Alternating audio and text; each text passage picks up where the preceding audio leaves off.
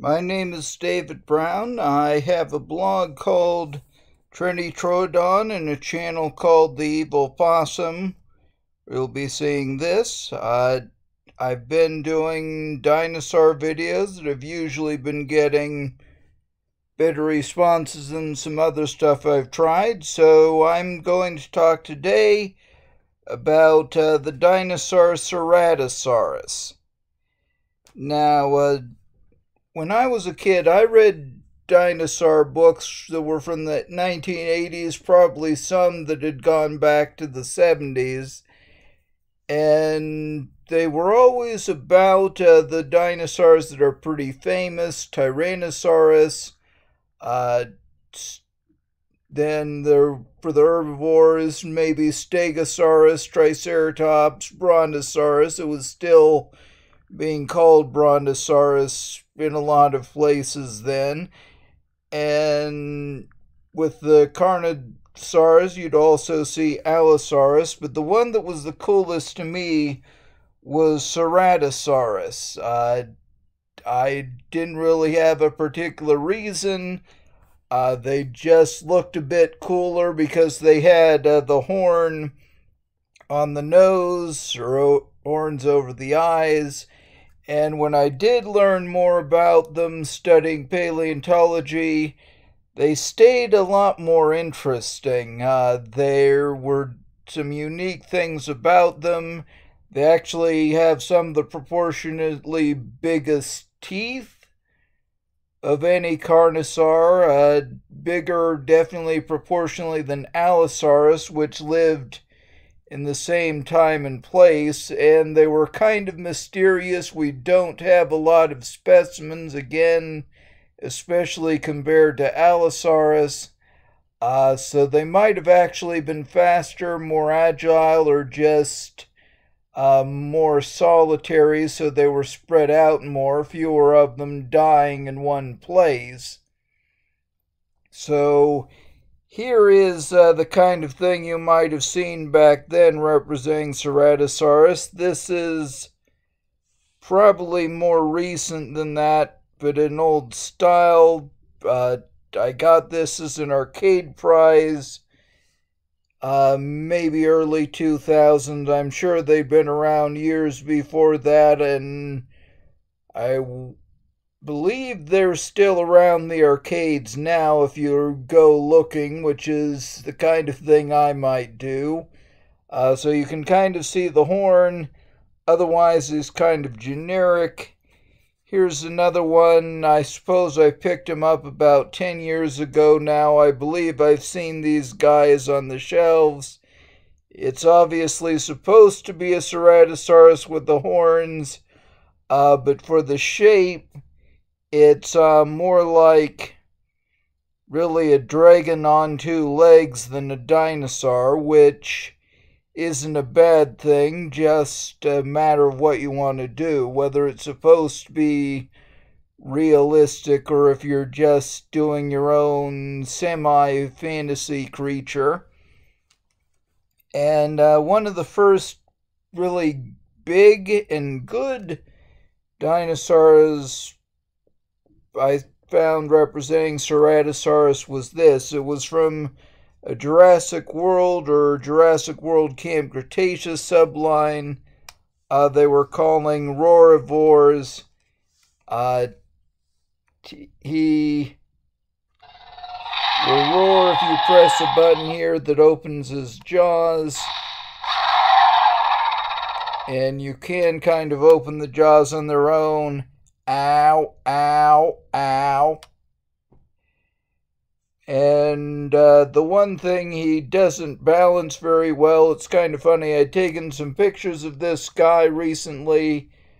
I'd before gotten a 6-inch action figure I call the Truck Stop Queen to ride on his back and have him stand up, but just trying to make him stand up on his own on a book on a couch, it was not working. And he might seem a little bit cheap. There's kind of the shrink-wrapped look though you'll really get that throughout the Jurassic Park or Jurassic World toys.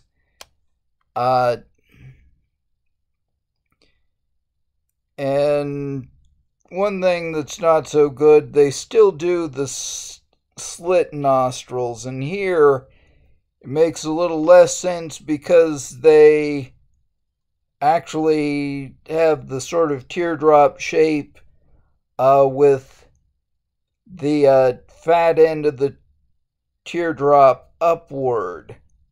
And that we really figured out by about 20 years ago. They were round noses or nostrils. They just look like slits in the skeleton. Though that's something else, like with the Brachiosaurus, where we don't necessarily know exactly how they looked. Here he is from the front. And roaring again.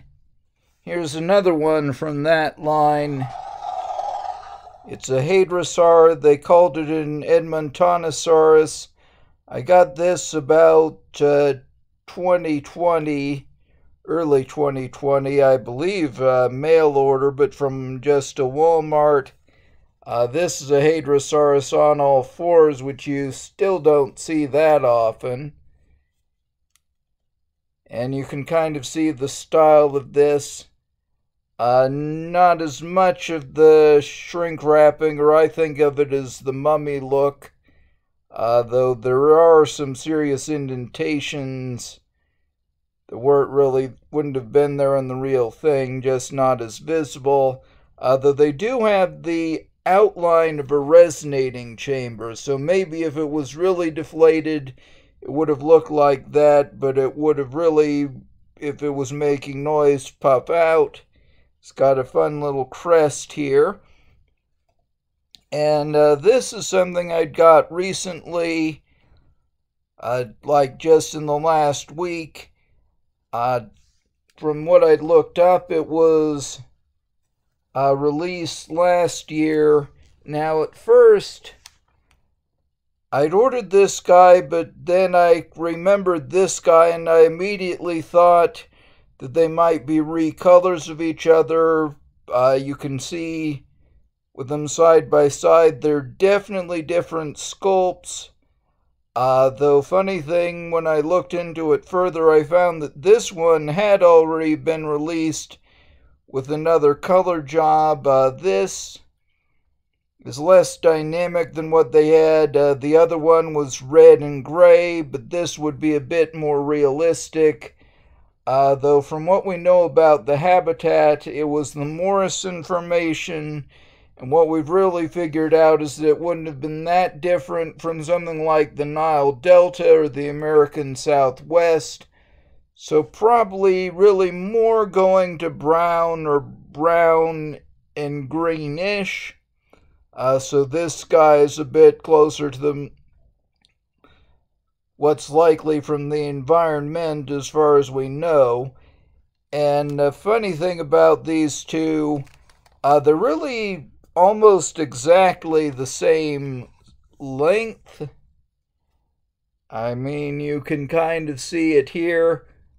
But this guy is definitely a lot more substantial. He feels more solid, and he's heavier.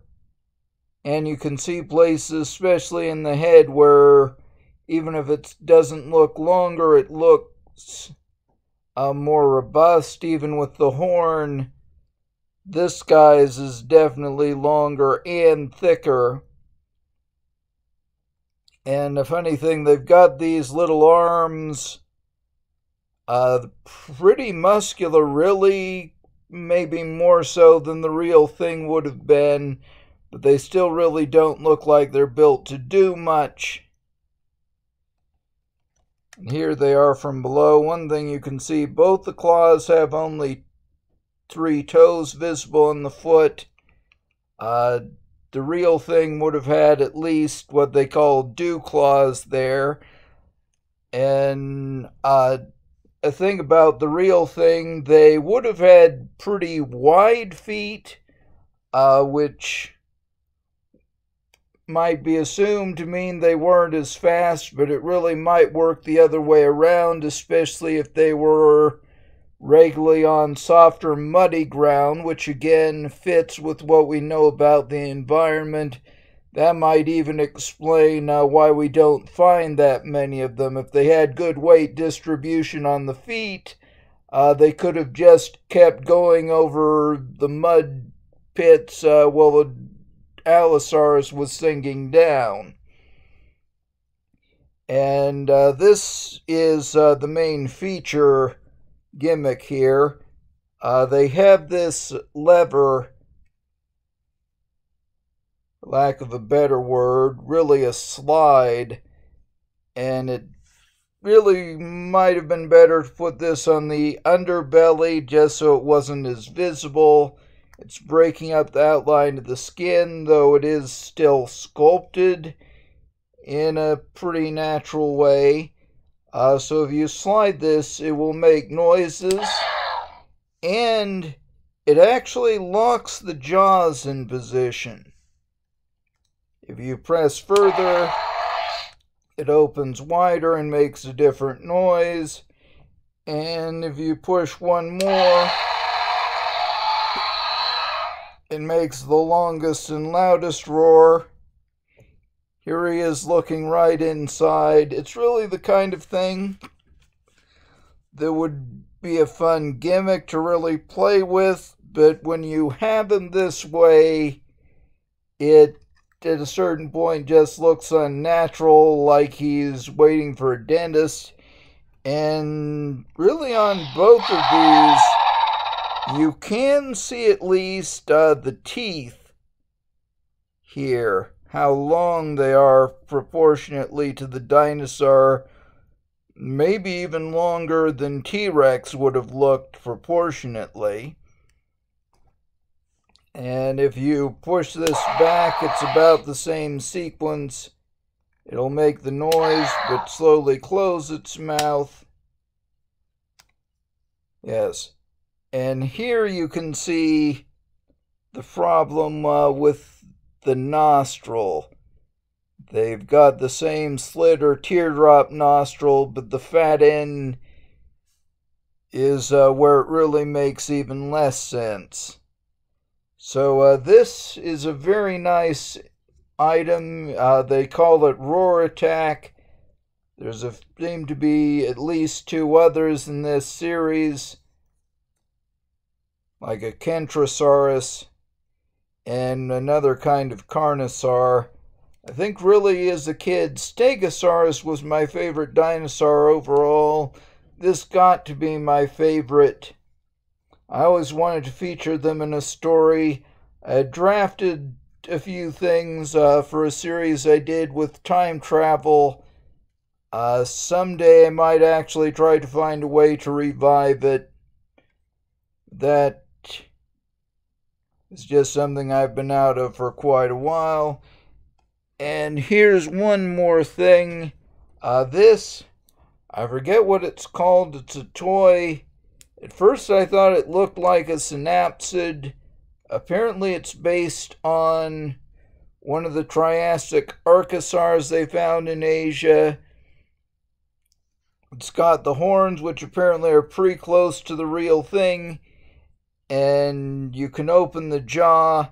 The funny thing here, it is actually an herbivore.